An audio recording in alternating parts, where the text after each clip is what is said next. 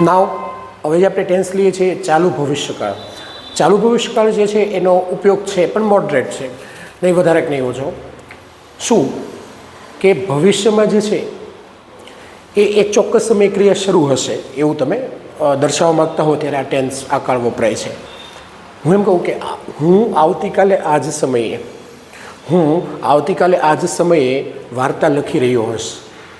તો માનો કે અત્યારે 3 વાગ્યા છે બપોરના, તો તમે એવું કહેવા માગો છો આવતીકાલના 3 વાગેલા હોય મીન્સ તો એ સમયે મારી પત્ર કે જે વાર્તા લખવાની જે છે એ ક્રિયા શરૂ હશે. તેના મમ્મી પરમ દિવસે આ સમયે અથવા આ વખતે રસોઈ બનાવી રહ્યા હશે. તો પરમ દિવસે જે છે એ આ ચોક્કસ માનો કે અત્યારે 7:30 વાગ્યા છે સાંજના, તો સાંજે પરમ દિવસ જે સાંજે 7:30 વાગે એ વખતની વાત છે કે એના મમ્મીની વસ્તુ વાનગી બનાવવાની રસોઈ બનાવવાની એની ક્રિયા શરૂ હશે. બસ આમાં એડિશનમાં ખાસ છે નહીં.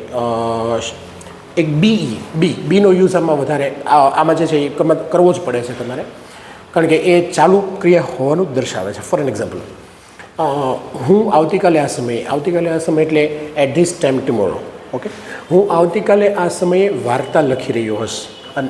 તો હા, એક વસ્તુ ખાસ કે V4 તો આવશે જ, કારણ કે ચાલુ ભવિષ્યકાળ છે. તો આઈ શેલ કરતાં વિલ બી વધારે પ્રિફરેબલ છે. I will be writing a story at this time tomorrow. તેના મમ્મી પરમ દિવસે આ સમયે રસોઈ બનાવી રહ્યા છે. So his mother will be cooking at this time tomorrow. At this time the day after tomorrow, sorry. So for this. અને બીજું એક વસ્તુ ખાસ જે છે કે આમાં તમે એટ ધીસ મુમેન્ટ પણ કહી શકો છો.